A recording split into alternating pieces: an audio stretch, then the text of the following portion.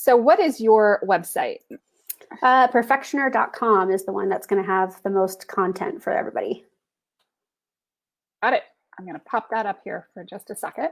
Awesome. Ta-da! You're such a pro at this. I just watch you like work and do all your things. It's awesome. It helps that I can type fast. Yes, I'm sure it does. Not everything, works quite exactly like it should, but if you can type fast, you can hide a lot. So yeah, so welcome, Kara. I am so glad to have you here this afternoon because this is a really awesome gift idea for our entrepreneurs, because tell people a little bit about what you do and how it is that you do it and what it is that you have. Yeah, so I think I agree. I think it's the perfect time of year for people to start thinking about gifts. And then, for a lot of people, they're starting to take inventory of 2020 and what they want 2021 to look like. So for anyone who's watching today who feels like their work-life balance is not quite in balance, this book and kind of the concepts behind it are all about that. So I'm a mental health therapist, so that definitely shows up in this work of how to have people go from workaholic to well-balanced, which is what this book is. And just recognized over the years that people were telling me I feel like I'm burning out while I'm still in grad school. I feel like I don't have any time for family. So my own journey as a therapist, ironically enough, is in my first 10 years as a therapist, I was burnt out.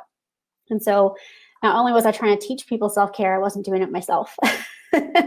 And I am the self-described workaholic. And so the American culture, you and I've talked about, Haley, obviously kind of celebrates workaholism, but now we're seeing COVID as an example of reevaluating. So the book itself, this little blue guy here, whoops, get my orientation correctly, is a really fast read. It's got 20 skills. It talks about my story of going through burnout myself and then moving into skills that work for busy entrepreneurs. Because if you're like me, and I saw your self-care post last night, Haley, like we got to make time for it, but we almost need to take it in chunks. We can't take big chunks of time where it's like 4 hours a vacation. It's just a lot to ask of driven entrepreneurs. And so these skills are little succinct bits that they can apply right away and hopefully see a difference. Yeah, I always kind of giggle because I mean, obviously I have 4 kids. I've been a mom since 98. And my oldest spent 2 months in the hospital after she was born because she was a preemie. So let me just say, when I see all of I start my day with yoga and meditation and all those kinds of things, I laugh hysterically. And I'm like, oh, that is so not me. Yeah. Right there with you. It's not easy. We have to find what works for us. And some of those things aren't going to work for every single person. Mm-hmm. Yeah. And I see it with a lot of friends, that they're able to maintain all of those wonderful self-care practices in their businesses. And then they have kids. Yeah. That changes everything, right? Or they start. I don't have children. Or, the parents happen or whatever. Life happens. And then suddenly all of the self-care and all of this perfectionista and all of this stuff just collides in this almost like Big Bang Theory kind of explosion. Mm-hmm. You got to dig yourself back out, or almost what I hear from a lot of parents is they have to reinvent their self-care. Mm-hmm. And this is true for COVID also. I think the things people used to do aren't always an option, which is something I've been talking a lot about this year.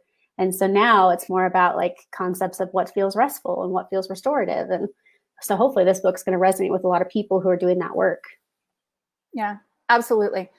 And I mean, for us, it's been like a huge process of discovery because gyms were closed for forever. Mm-hmm. So my husband and I were out walking every night, which has been a great practice. But now we're having to shift that because it's dark outside early. Right. And we're finding different ways to shift it so that we can either go walking after dark safely in our downtown area here in downtown Cary, which is a really cute area, or we're shifting it and going out during the middle of the day. But it's definitely finding ways to reinvent and redo it. But, just finding a swimming pool that's safe to swim in now that the bubbles are going up. Yeah. Yeah, it's definitely been a hard week, I think, of people just being like, man, how do we get through winter and do Hmm. this correctly? Because here in Denver, it's starting to get cold, but not every day. There was a day of 75 degrees. So that's when we're all outside doing our walks. But I'm seeing a lot of people searching for personal exercise equipment to put in their houses if they're so lucky. So it's been an interesting shift, as Hmm. you're saying, like, what can we do that's creative and still have that movement that helps our mental health? Right. Absolutely. And my husband's not comfortable swimming at the pool he's been at for years with the bubble on because the air is not filtered as well as it could be. So, he's concerned about, okay, it's hot, it's humid, and I'm breathing hard Yeah, for an hour. right. Optimal for spreading potentially there. I can see why he's nervous. Yeah. Mm-hmm. So, fortunately, our weather is not as cold as yours, but they're finding ways. There's a couple of other indoor pools with better air filtration systems, and one of the Ys has their pool still outdoors, and the water is heated. Oh, nice. Mm-hmm. So it may be 32 degrees outside, but it's like being in Colorado, Yeah. and you make that sprint into the water, and then you're fine. Right. I think a lot of people have done outdoor spaces for that reason. And also, I've just seen a lot of people get like walking desks so they can still do their work but have movement. And so I love that part of the creative process that people aren't feeling completely defeated. They're just pivoting and Mm-hmm. saying, this is still important. How do I do it differently? Right. So why don't you tell me a little bit about your journey through burnout? Because I know you're walking the walk and talking the talk because you've done it. Yeah, I mean, I think it's a work in progress. I wouldn't say I've mastered it just yet, especially because COVID's pushing all of our buttons. Absolutely, right? But for me, the journey was, and I think this is true for so many entrepreneurs that are called to help. So those helping professionals, that could be everything from those who are doing service work to people who have a product that's supposed to help people in any Mm-hmm. form. So I feel like a lot of this audience. And what I noticed about myself is that I had these inner statements saying, I'm only as good as what I do. My worth is wrapped up in what I do.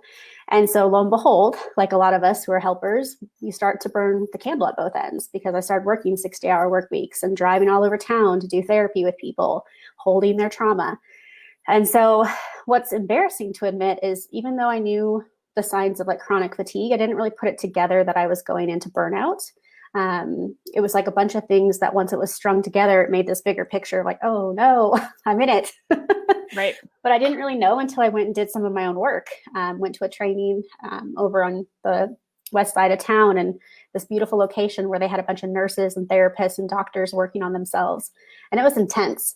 But I walked away from that going, okay, I can officially confirm that I'm in burnout. And now I have some ideas of what to do about that. But in the journey itself, it was everything from medical stuff of like losing my hair, having eczema outbreaks, having really puffy face, Mm. things like that. And then I got diagnosed with an autoimmune condition.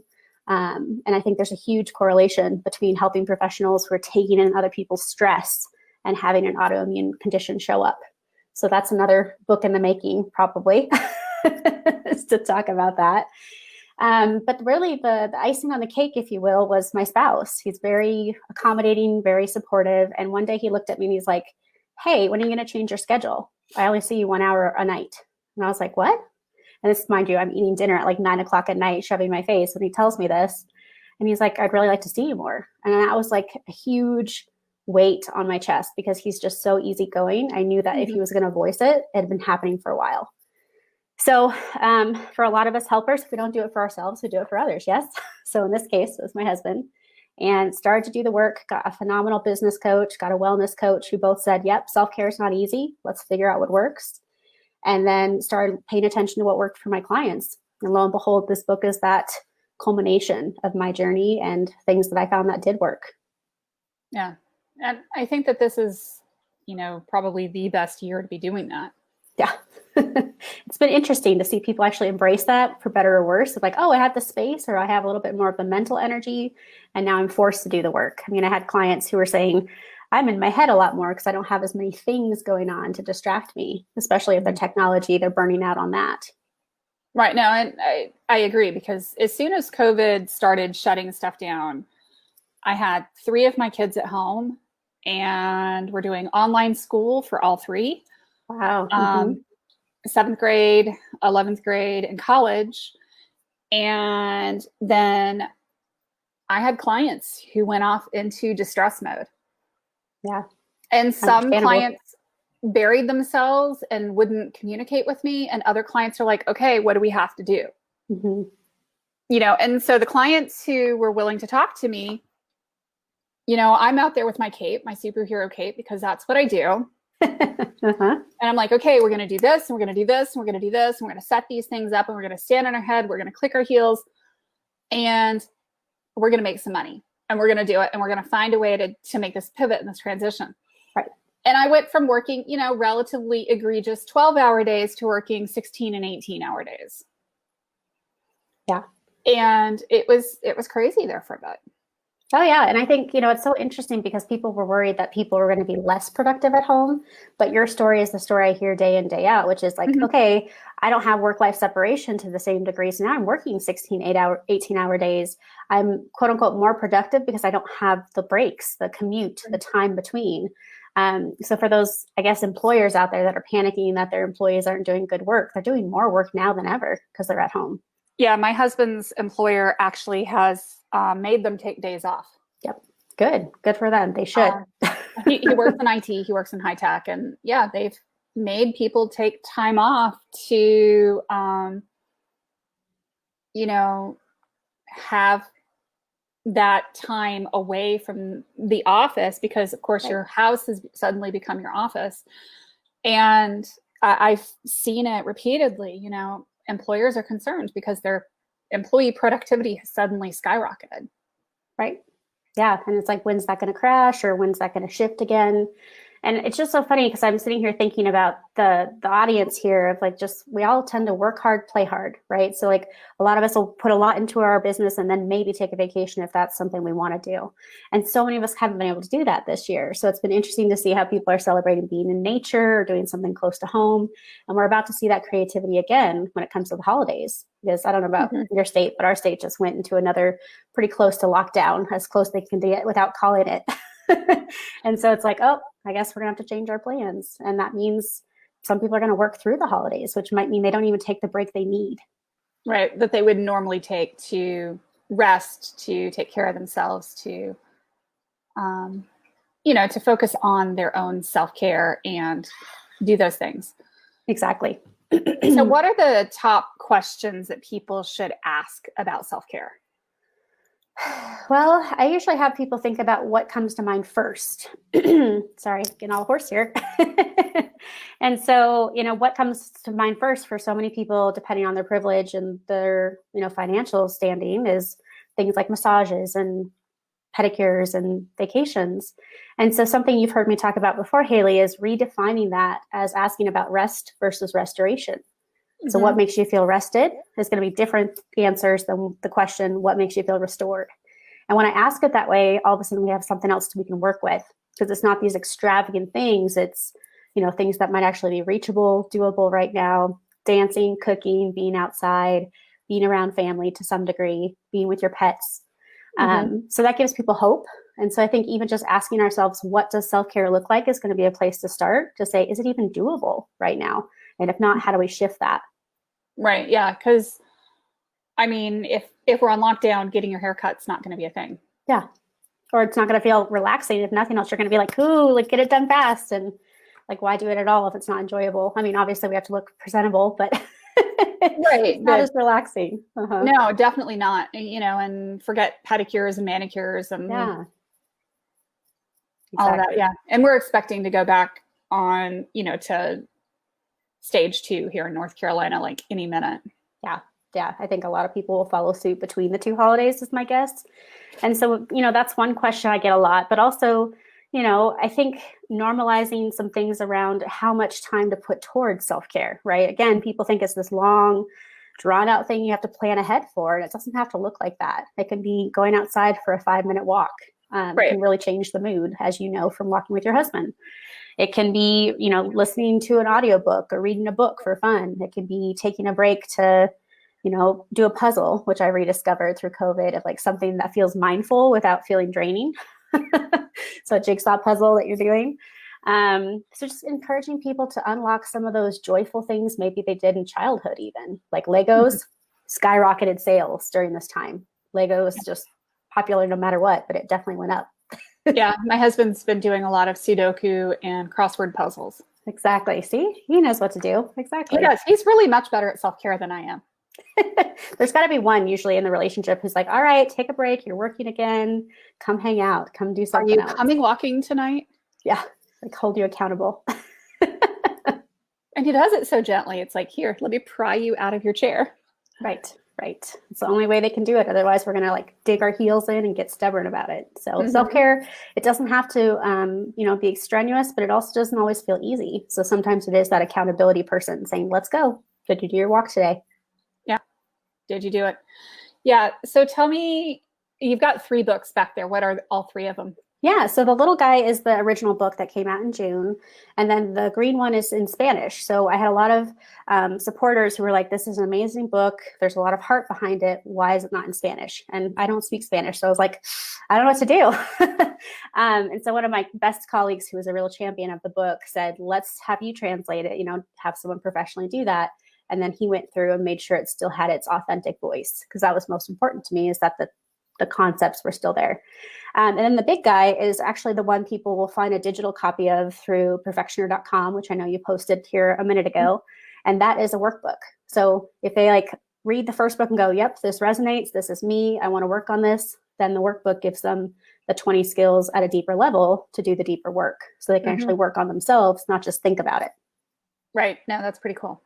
Yeah. So there's those. There's an audiobook coming out any day now. There's a lot of people doing self-publishing. So they're telling us they're a little bogged down, which is a fun experience. And then through perfectioneur.com, people are now getting access to the masterclass. And I'm launching a Perfectioneur Pointers in January, which means people who take the work balance concepts to heart, now they have self-care strategies. Now they're hearing from other professionals. And now they're getting professionals telling them different pointers on how to grow their business, different areas. So it's been a lot of fun.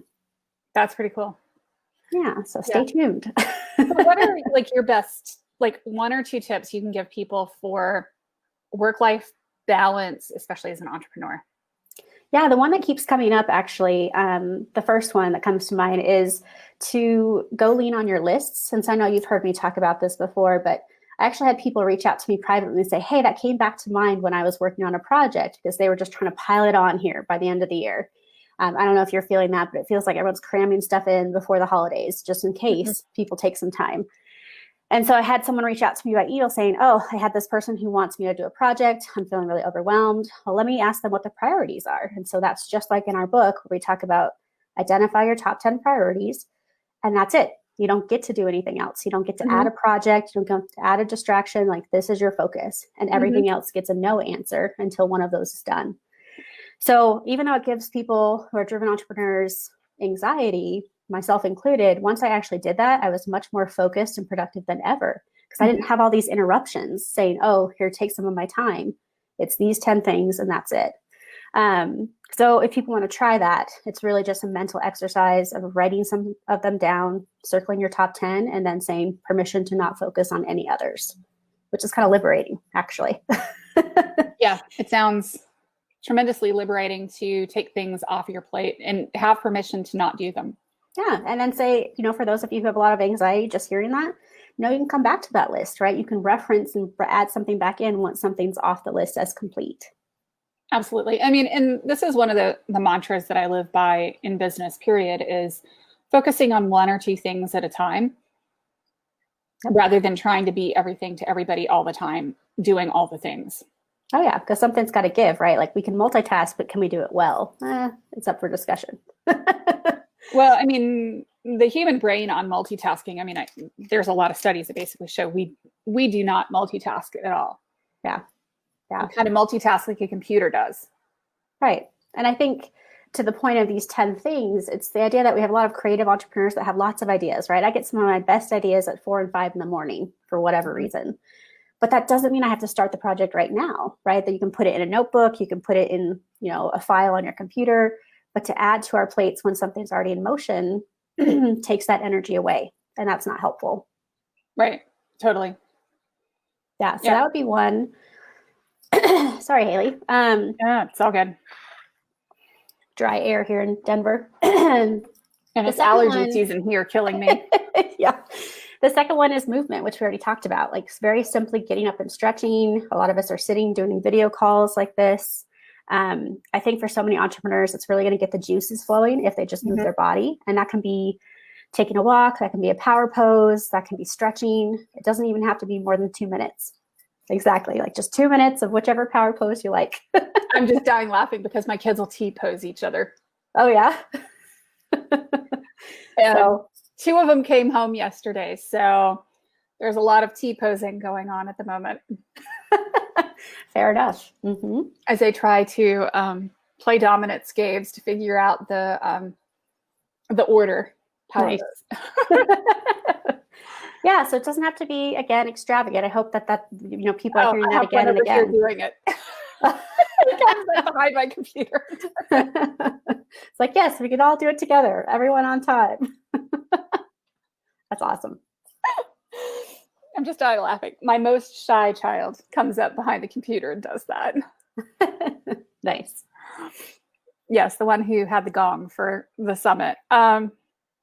Yeah, no, I really, appreciate, the tips because,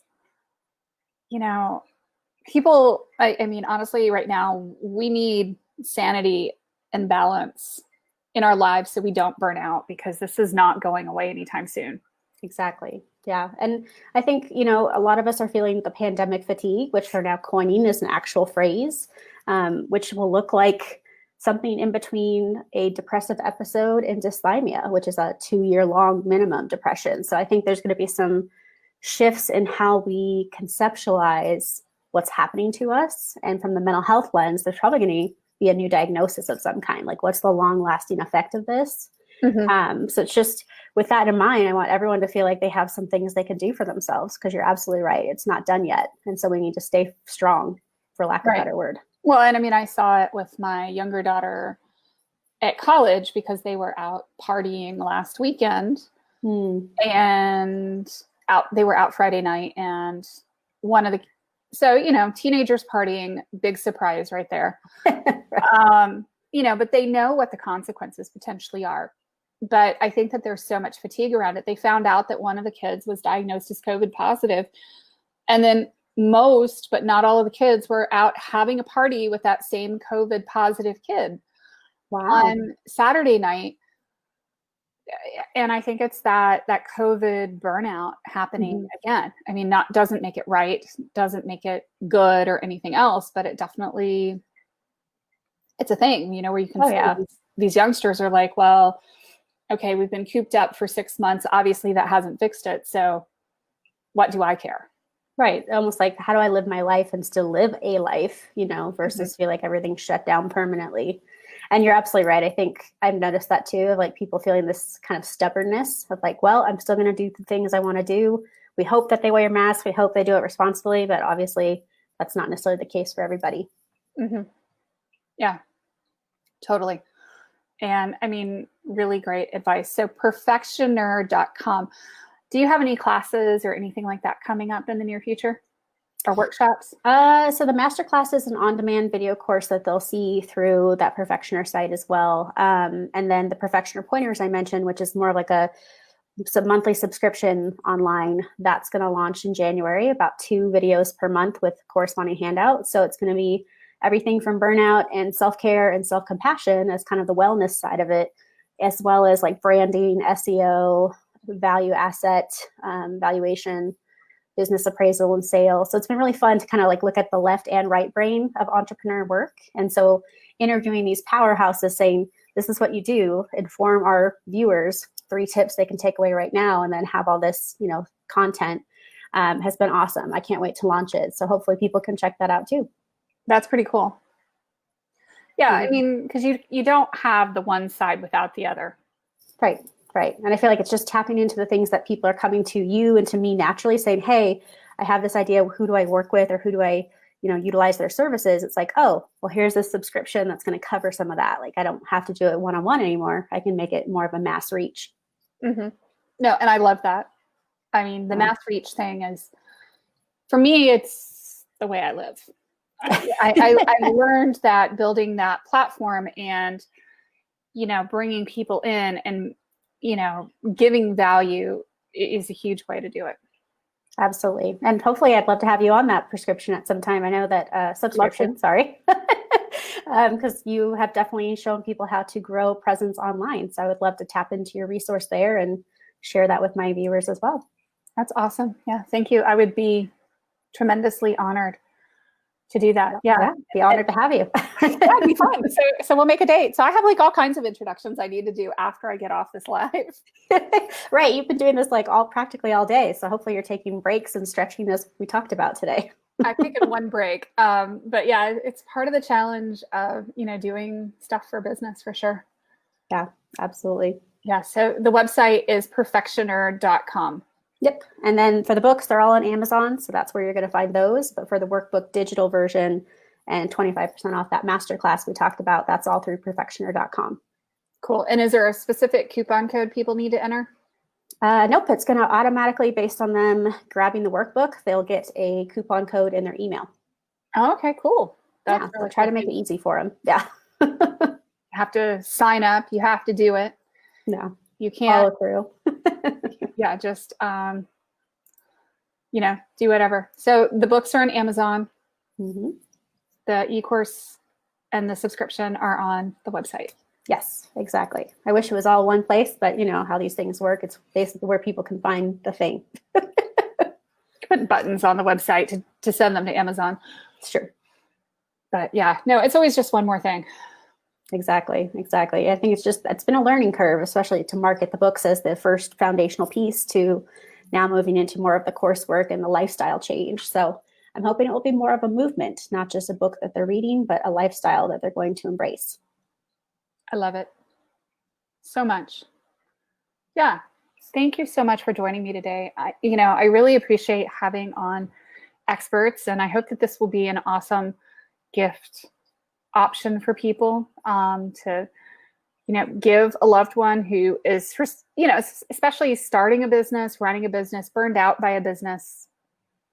Exactly. Right now. Yeah, like basically entrepreneurs, perfectionists, type 1s and 3s Enneagram. If you're a fan of that personality test, like these are the people who are like, yep, this is my book. I'm like, great, I know who my audience is. But yes, I actually hope that people will take this in as a New Year's resolution, if nothing else. Me too. Yeah. I hope that we can start doing a better job of taking care of ourselves. Yes. And pass that on to the next generation, which as a parent, I think you probably find even more important. I'm not yet a parent, but I would know that I don't want to teach my kids how to be a workaholic. That's for sure. No. And I've made the comment, you can't have a business if you don't take care of yourself. There won't be a business. True. It's very true. Absolutely, Haley. I 100% agree. And that's why we're here. Cool. Yes. Well, thank you so much for joining me today. This has been really cool. Absolutely. Thanks, Haley. Thanks for having me. Take care.